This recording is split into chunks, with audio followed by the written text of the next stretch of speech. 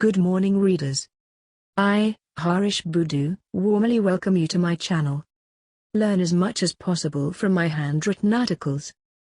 This 31st March 2021 opinion paper. All foreign ambassadors of democratic countries, it was yet another dangerous step towards dictatorship on 30th, and if you do not protest, it could well be another Myanmar-like in the making. A big thank you to all our frontliners. Foreign ambassadors, it was dictatorship born. The leader of the opposition should have left, too. A mad dog barks at anything moving. Flush out the speaker, if not, get soiled, Mr. Prime Minister. Ambassadors of democratic countries, protest. Speaker, a danger to children, broadcast X-rated. 1. This 31st March opinion paper welcomes you all. We will try to throw some new light on the main issues dealt with. The key and burning one will be on the National Assembly proceedings of yesterday. Anyway, whilst reading, keep in mind the standard caution. You will have to read with an open and analytical mind, and draw your own conclusions. That because ours could well be not correct. Bon courage. Bon lecture. Take care. 2. Stay united to fight the invisible enemy. A. In time of imminent or potential danger, we quickly unite to face it collectively. We close ranks, we come together, we forget and forgive, we do not tear at each other, we do not fuel anger, hatred, speculation, controversy. We are magnanimous, generous, great-hearted. As a nation, we are open-handed, high-minded, noble and kind, and you name it. We do not fight like wild dogs for a bone. That is what our rich history teaches us all. Isn't it? B. And in time of any threat to the nation, the government the day shows the way. It leads by example, like a team captain or father. That was not the case yesterday, at the National Assembly. It was a live broadcast. A record number of people should have watched it, with the COVID home restrictions. C. And many children were horror-struck. The Prime Minister and the Speaker both provided a blatant example of unfairness, verbal violence, fury, incomprehension and extremes. They made a horrible spectacle of themselves. Alas! The message to the nation was wrong. D. It was not one of magnanimity, nobility, unity, integrity, unanimity or harmony. Any level-headed, sound, calm and sensible Prime Minister would have led by example, at this critical time of the state of emergency. Their message was one of war. Not peace. Not agreement. Not consensus. And definitely not solidarity or national unity. E. Notwithstanding, our appeal to the nation is this: do not let the ghosts of that horrible spectacle of the Prime Minister and the Speaker haunt you. Do not follow their blatant and shameful example. Show them that we were civilized.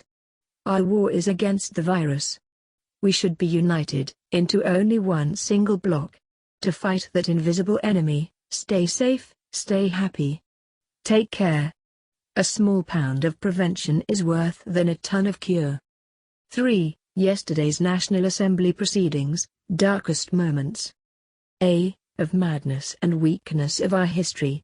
Sir Harul Vagji tossed and turned in his grave, the whole night. In his lifetime, he could never have dreamt that one day his chair would spoiled and soiled, his legacy would not be respected, elementary rules and regulations would be bypassed, simple and basic principles of justice and democracy would be crushed, fair play, decency and respect to the Constitution would be bulldozed. The standing orders would become a political weapon to attack mercilessly like a wild brute or mad dog. Oh, it pity that living legend. B. Because I knew him from 1976, 1979. Shakespeare would have written a tragedy entitled When Cometh Another Harul Vagji. For sure, it would have paled into insignificance Hamlet. One of his best-known tragedies. What unfolded yesterday, you had better believe it. C. Against that backdrop, now consider but a few points. They are just picked at random as they cross the mind. They do not bear any order of chronology or priority. 1. Pages 2 to 5 of today's article also reflect the views under this paragraph. 2. Many of my friends are very impressed with the analysis of Pradeep Ji in his Facebook. Read and share it. Some even say it is an expert one. And the best till now. 3. In 1982, the militant movement Mauritian and Party Social Militant amended the constitution and made general election compulsory, every 5 years. We would have included the election of a speaker by 2/3 majority, after combing his or her past. In 1982, I introduced the national anthem and the flag inside the House. I should have considered the post of a speaker, too. Alas. 4. The leader of the opposition was docile, complacent and compliant. He should have left in protest.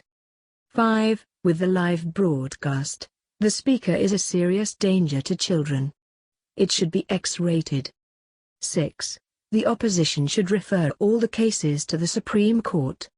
The speaker was more a cheap political agent to the militant social movement executive than a judge of the legislature.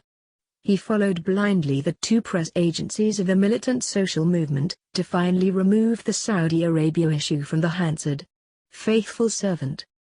7. It is very dangerous for democracy. Ambassadors of democratic countries should stop inviting the speaker, at their functions. They should protest. 8. Appeal to the Prime Minister. Flush out that brute. Tell him to face me in a court of law of his choice. Keep reading, keep learning. Like and subscribe for more thrilling articles. Thank you for watching.